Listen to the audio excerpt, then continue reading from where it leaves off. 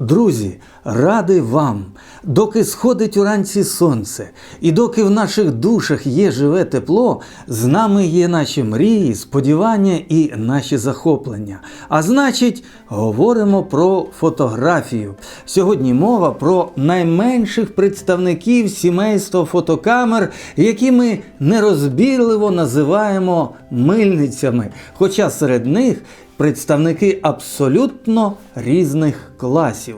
Тому пропоную сьогодні разом пройти невеличкий лікбез на тему, що таке фотомильниці, якими вони бувають, чому у них різна вартість, чому на маленькі фотоапарати раптом повернулася мода, чому їх поменшало на вторинному ринку і зростають на них ціни, і який замінник для фотомильниць з минулого сьогодні з'явився, причому не за всі гроші світу. Отаке ємне у нас сьогодні прев'ю, а з вами Сергій Меркулов.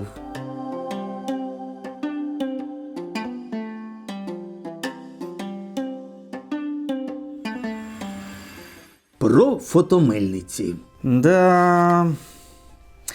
Узявся за темочку. Як часто роблю, в непростій ситуації, аби відновити пам'ять, звернуся до безцінного, найкращого в Україні, не лише в Україні, а й серед усіх видань, які видруковувалися кирилицею, фотопідручника й довідника, що видруковувався в форматі журналі Digital Photo and Video Camera. Це глянцеве видання з друком високої якості, де на сторінку, а де на розворот. Дивіться, яка краса. Друк фотографій у глянцевій пресі однозначно означає, що знімки гарної якості, з пристойною глибиною кольорів, вдало підібраним динамічним діапазоном і гарною деталізацією зображення. Хотів би звернути вашу увагу, що в глянцевих виданнях є не тільки знімки з професійних камер, а і, будь ласка, ось такі. Ось тут їх кілька. І тут, будь ласка, теж.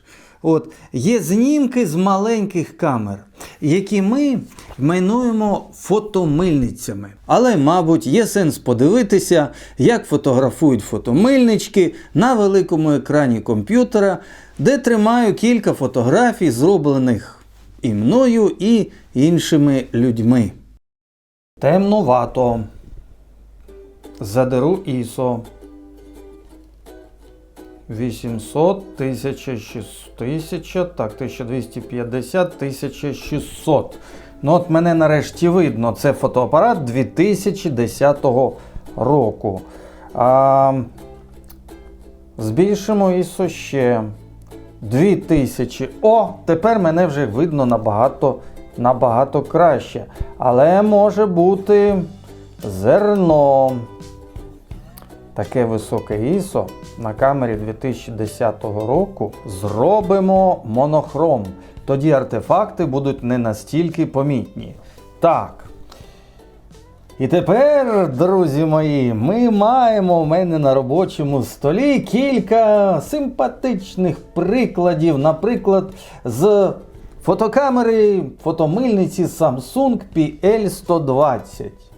Що таке фотокамери Samsung? Що таке мильниці Samsung? Хто-небудь чув щось виразне про мильниці фірми Samsung? Ха-ха-ха! Але давайте подивимося. Знімок номер 1. Ну, в контровому світлі і при цьому наче непогано. І крапельки он які симпатичні на рослинах. Цікаво, йдемо далі. Боже, які кольори! Багатющі, царські, королівські кольори. Мені подобається. О, яка файна сторінка східної дівчинки. Ви знаєте що? А ця камера Samsung не настільки погана. З неї можна створити прекрасне ніжне портфоліо. Схід сонця. Ви знаєте, це краще, набагато краще, ніж я сподівався. Є блакитний, є рожевий, є червоний, є рудий. Непогана матриця і пташок добре видно. Гарна деталізація. Крокуємо далі. Краєвид. Знімок Ренати Ліпінської. Краєвид для фотомильниці досить звичайний, але деталізація сяка така є. Видно листячко на деревах. Найбуде. Ще один схід чи захід сонця. І мені імпонує. Жодного проваленого в світлі місця на цьому знімку нема. Всі деталі є. Динамічного діапазону вистачило, хоча це якась фотомильниця з крихітним сенсором, якась Samsung. І нарешті прекрасний знімок, який мені подобається. Багатющої палітри листя, клену, осінь. Романтичний знімок. Що ж, камера Samsung PL120 виявилась не настільки і поганою, навіть гарною. А ось, будь ласка, фотомильниця Canon. Фотомильниця, а задарує ISO ще. Нехай це буде ISO, секундочку, 3200. Так, на камері 2010 року. Отже, це фотомильниця фірми Canon з точковим заміром експозиції. Світлий день, промінчик сонця зазирнув в моє віконце і, звичайно, що половинка лимончика у нас в цьому промені, а інша половинка м'яко відходить у тінь. І загалом це нагадує картину. Таку собі, знаєте, картину часів, можливо, епохи відродження. Непогано. Мисливські ковбаски. Теж точковий замір експозиції. Моя бубочка. Все-таки мильничка здатна фотографувати непогано на контрасті. Ще один лимончик і нарешті яблучка. І от відчувається об'єм на цьому фотознімку. Яблука дуже симпатичні. Мені імпонує фотомильниця Canon, попри те, що в неї крихітна матричка. А ось я, молодший, мабуть, трохи гарніший, бо юніший, як то кажуть. Але цей знімок, це селфі, зроблене теж фотомильницею. Я просто правильно сів по відношенню до світла і сфотографував себе. Маленька, крихітна матриця. Але подивіться, хіба вам не вистачає деталізації? Хіба не вистачає динамічного діапазону? І це при тому, що знімок оброблений, це-то погіршений. І ось, будь ласка, я фотографував, порівнював на нормальний кроп Nikon D3100. Нашу колегу, яка вчилася фотографії, а зараз вже, мабуть, впевнено фотографує. Ось це Nikon D3100. І абсолютно поруч робив знімки за допомогою фотомильниці. Давайте подивимося. Подивимося порівняння. Отже, Nikon D3100, Nikon D3100, Nikon D3100, фотомильниця. Світло падає з вікна. Фотомильниця. Що тут не так? Фокус на відстань грає. Грає фокус на відстань, звичайно, із дисторсією. Але по світлу цілком може бути. Прошу, наші колеги на фотомильницю. Так, десь може трошечки не вистачати динамічного діапазону, але зовсім по дрібницях. А кольори, деталізація, дай Боже. Так що, друзі мої, фотомильниця для камери, для маленької камери, яка завжди при тобі, це цілком непогано, на мою думку. А як вважаєте ви? Добрий друг для прогулянок, добрий друг про всякий випадок, на кожну ситуацію, яку фотограф може зустріти вдома, по дорозі на роботу, гуляючи з собакою, біля дитини і так далі. Чому ні? У фотомильниць є як плюси, так і мінуси. Плюс – крихітна камера завжди при тобі, а найкращий фотоапарат – той, який маєш під рукою. Фотомильниці компактні, легкі, часто їх можна носити в кишені. Ця концепція фотозаписника дуже зручна і правильна в багатьох ситуаціях. Компактна фотокамера дарує тактильні відчуття фотоапарату в руках, тому особисто мені з нею легше зосередитись на баченні кадру, ніж зі смартфоном. Безцінна перевага.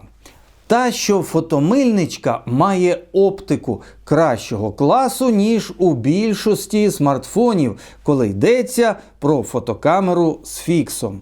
До того ж, фікс не потребує висувного механізму, а тому оснащена ним камера довговічна.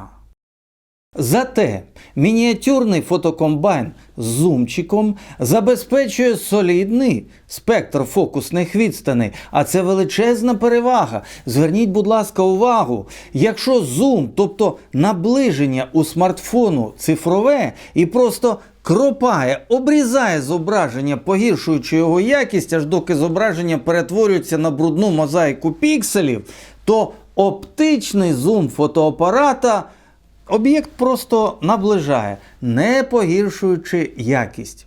Важливий момент. Деякі фотомильниці до 2006-2008 років уміли фотографувати не лише у легкому форматі JPEG, таких камер потім зробилася більшість, а й у професійному сирому RAW форматі. Недоліки фотомильниць. Маленький сенсор. І те, що вони часто дохли. З часом міг зноситися механізм зумчика. В ряді моделей відлітала, ламалася підпружинена кришечка відсіку для батарейок чи пак акумуляторів. Це поширена була, розповсюджена хвороба.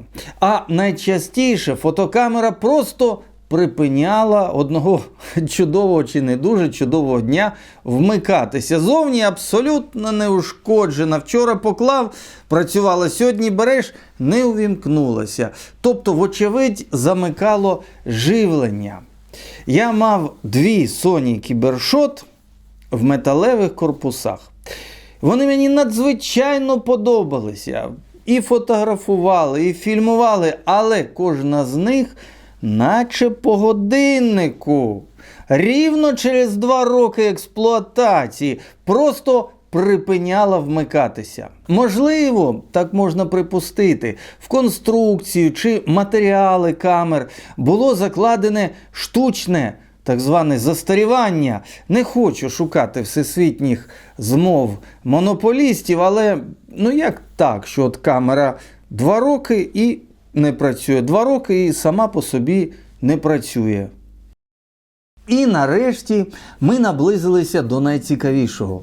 Журнал Digital Photo за березень 2008 року розповідає нам з вами про класи мініатюрних фотокамер. Перше. Камери з ручною установкою параметрів експозиції.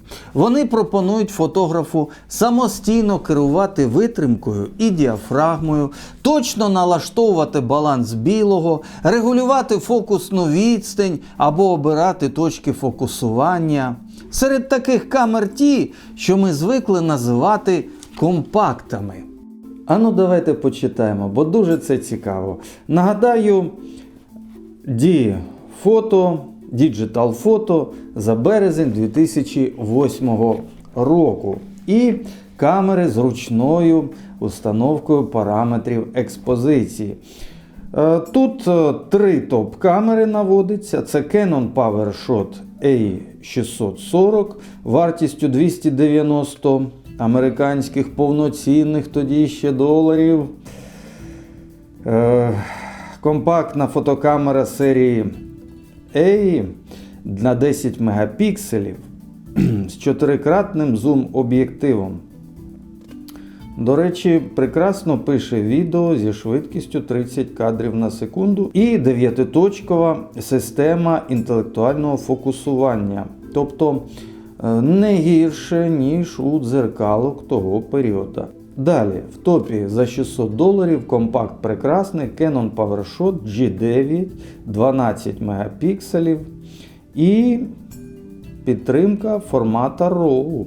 В арсеналі 25 режимів зйомки, в тому числі повністю ручний, і 2 користувацькі налаштування.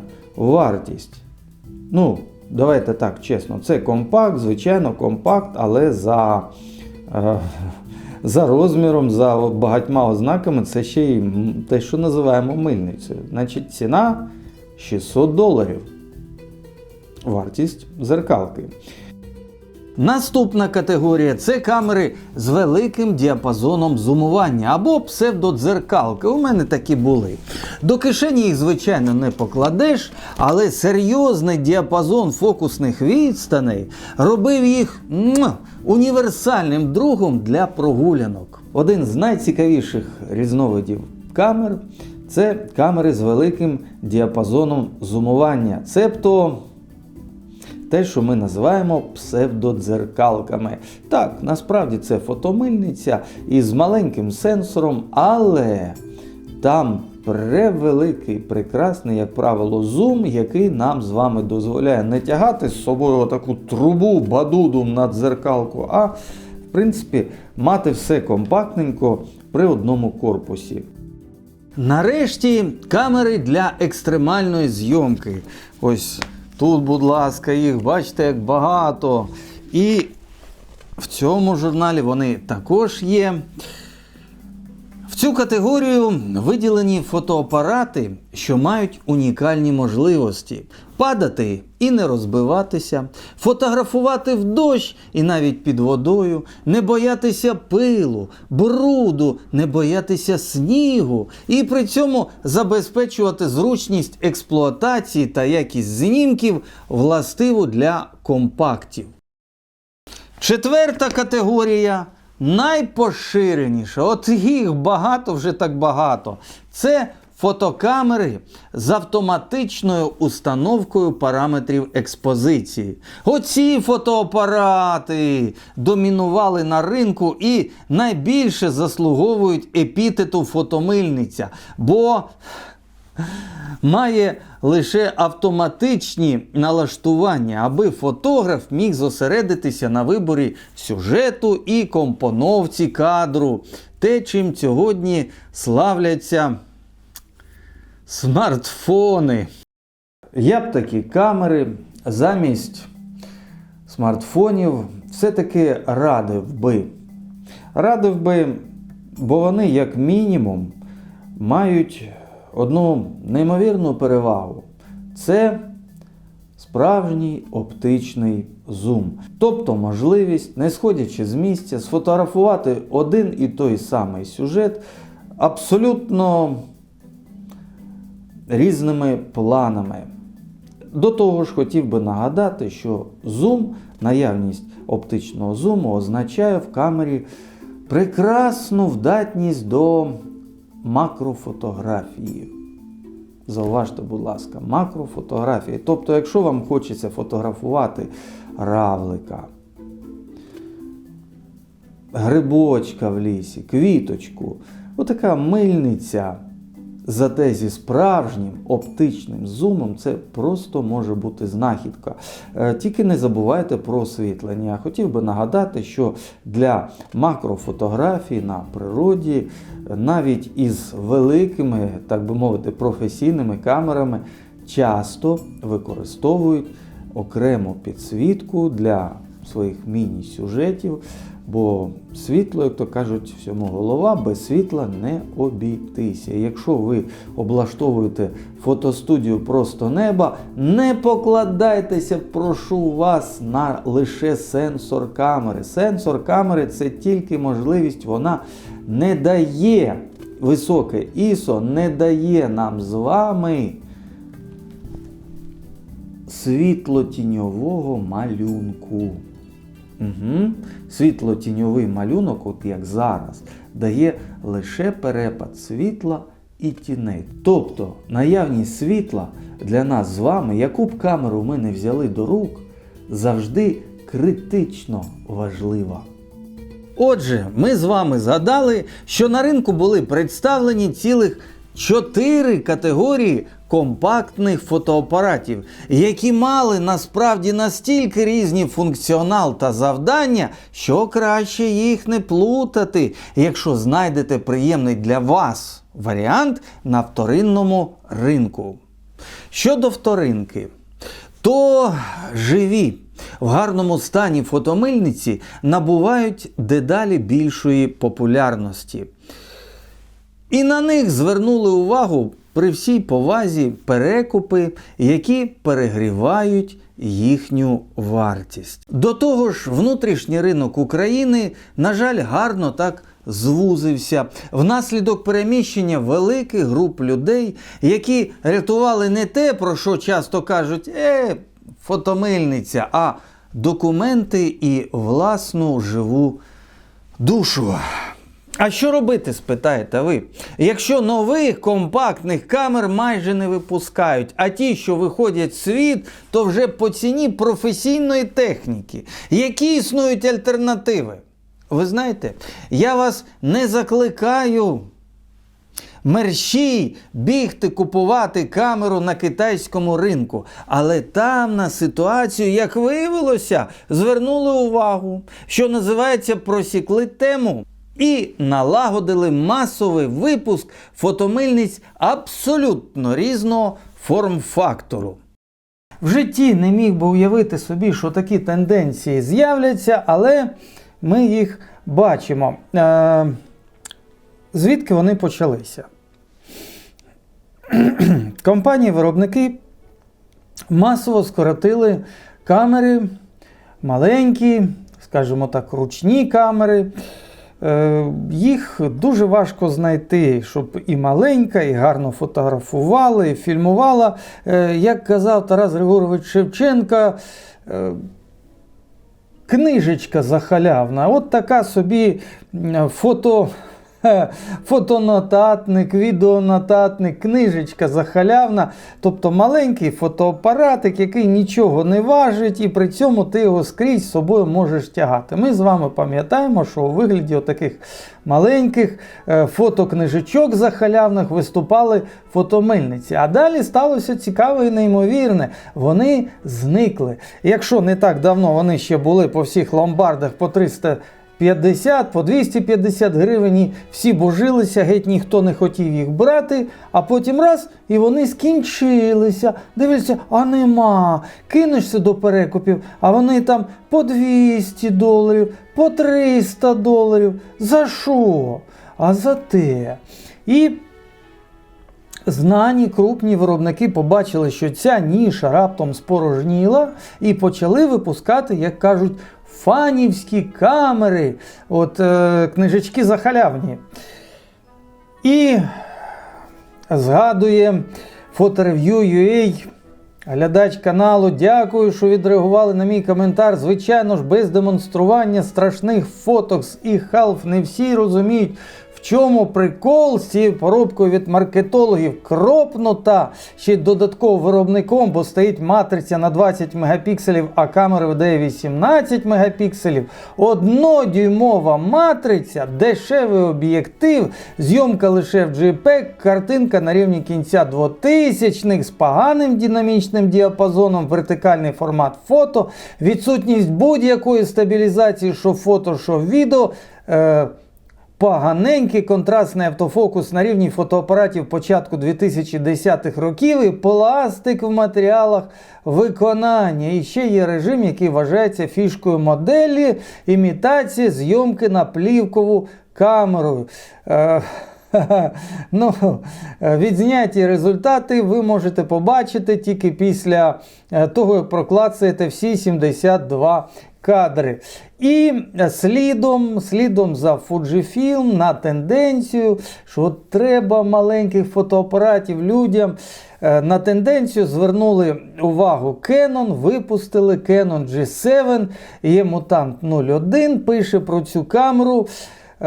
Теж однодюймова матриця, але швидше за все культова річ для певного прошарку плюс фетиш. І якщо ми з вами зайдемо на один з українських інтернет-магазинів, то побачимо, що справді є прекрасна камера Canon PowerShot G7X Mark III Black вартістю 52 500 гривень. 52 500 гривень, друзі мої, за фотомильницю. Ну, добре. Компакт, фотокамеру. Будемо толерантні. Одразу скажу, що мені не дуже імпонує в таких камерах. Це оцей виїзний зум-об'єктив. Скільки я знаю ці виїзні зум-об'єктиви, з ними треба бути дуже обережними.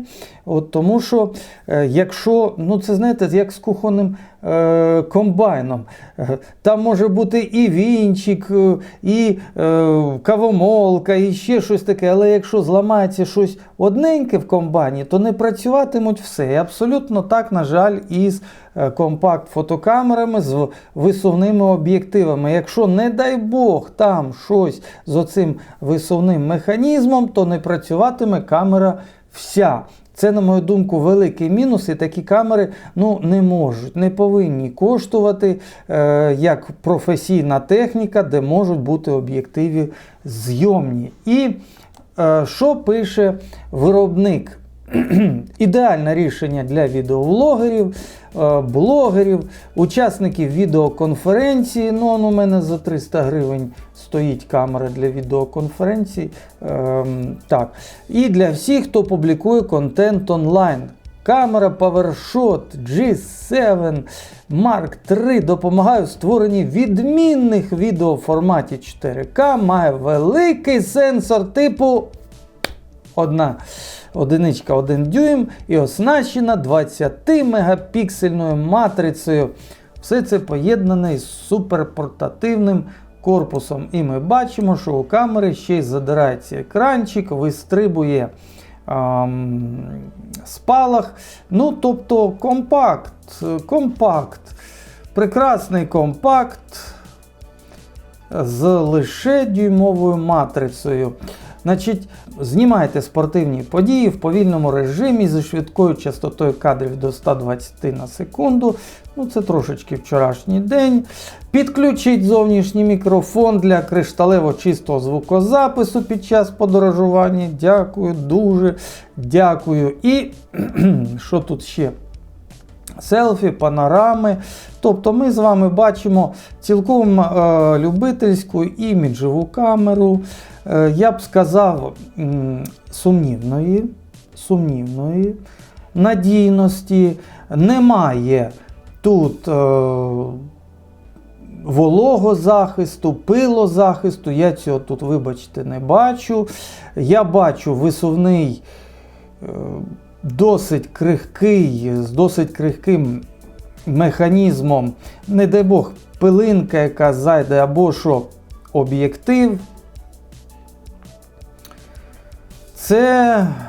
Це питання. Еквівалент об'єктива 24-100 мм 1.8, 2.8, але ж це на дюймову матрицю, а не на full frame. 4К, Full HD, входи для мікрофона 3,5 мм, прямі трансляції YouTube, поворотний сенсорний екран.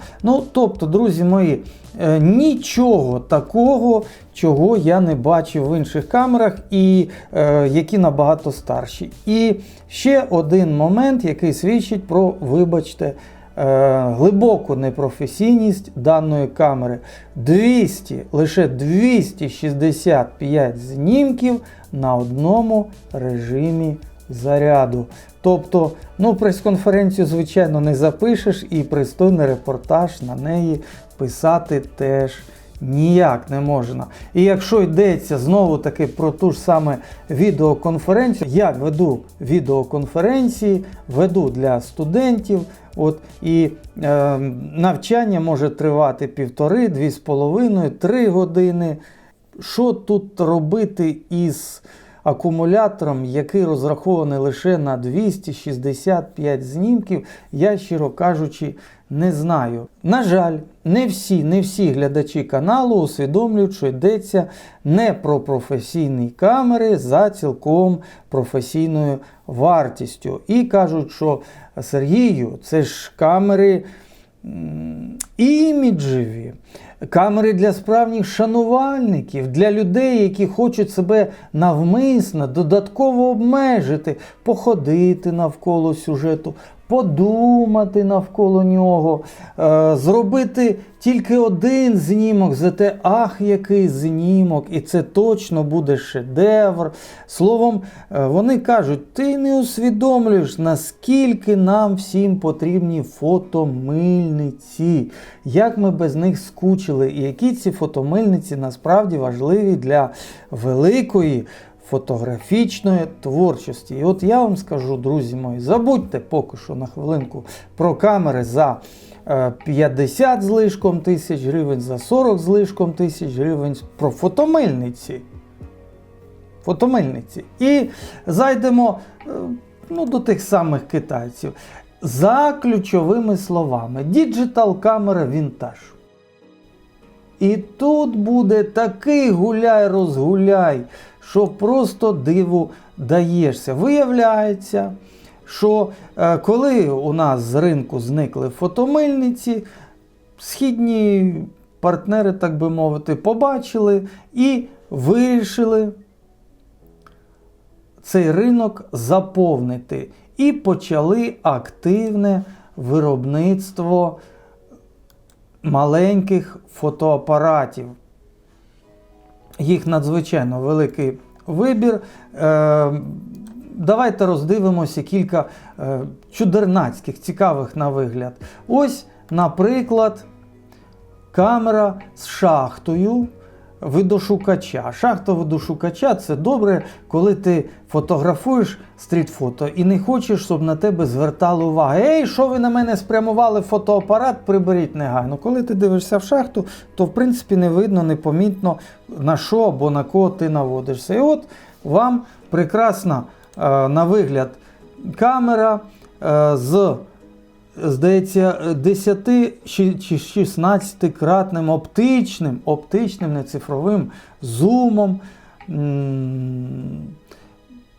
тактильна камера, де ми можемо покрутити і об'єктивчик руками, і ще якісь коліщатка тут, здається, працюють. Тобто ти можеш отримати певний кайф від самого процесу фотографування. Прикольно. Скільки коштує це диво?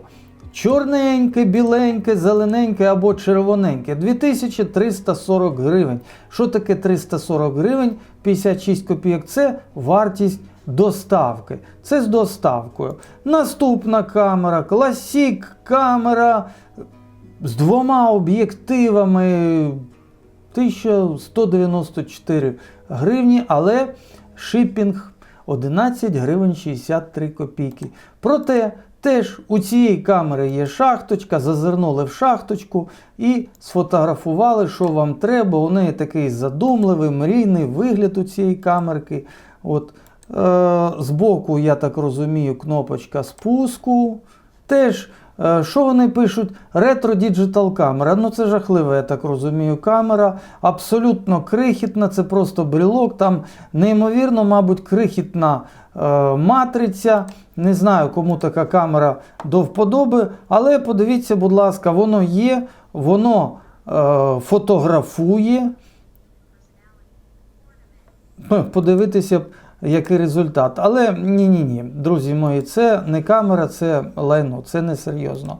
І ще одна ретро-камера, 1738 гривень, теж на 2 об'єктиви. Руками покрутили, навелися, подивилися в шахточку, сфотографували, в маленьку сумочку заховали. От, окрім того всього, я бачу тут також чималий вибір просто фотомильниць, на яких написані абсолютні нісенітниці, на кшалт 5К і так далі. Але ми з вами бачимо і розуміємо, що ці камери мають спалах. От я не вірю, що там ленз-зум 18-кратний, швидше за все він цифровий, але екранчик в селфі-режимі виставляється, місця ця камера багато не займає. Те, що там написано 75 мегапікселів, пане Сергію, у вас там фулфрейм лейка із 40 мегапікселями. От дивіться, є камера вже на 75 мегапікселів. Вона працює і коштує 1633 гривні. Тобто, друзі мої, ситуація така, що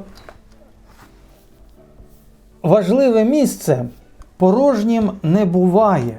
І якщо десь на ринку у нас почали зникати фотомильниці, якщо виробники, знані виробники фотокамер не бажають нас балувати фотомильницями за чесною ціною, а починають продавати їх як щось іміджеве, якась Uber-камера, то, в принципі, поки що в світі ми можемо знайти камери, які теж з невеличкою матрицею, теж із зум-об'єктивом або фікс-об'єктивом, з автоматичним чи ручним управлінням, селфі-екранчиком або, будь ласка, із видошахтовим видошукачем.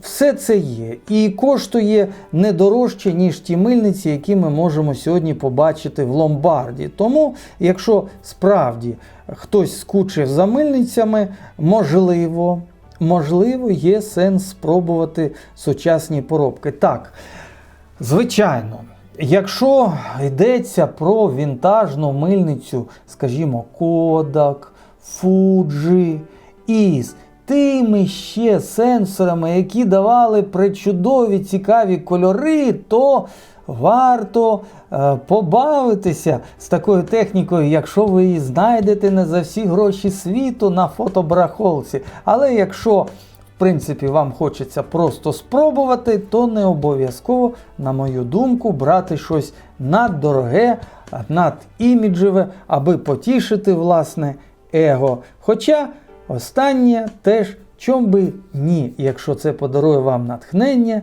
і принесе задоволення. Я не знаю, як фотографують всі ці неофотомильниці, але якщо ними так рясно торгують, то хто ж їх, мабуть, купує? Не став би очікувати див від східних компактів, неомильниць, але якщо хтось із глядачів такі тестував, то дуже просив би вас по можливості в коментарях назвати модель вашої камери і написати про неї відгук. Надзвичайно мені, як сподіваюся, і багатьом глядачам нашого каналу цікаво. А з вами був Сергій Меркулов. Завжди вам радий. Дай Бог нам всім натхнення, світла і тепла в хаті, хлібу й до хліба. І щиро дякую спонсорам. Друзі мої, дякую вам за те, що ви даєте мені можливість фільмувати і монтувати випуски для каналу. Зичу всім добра. До зустрічі!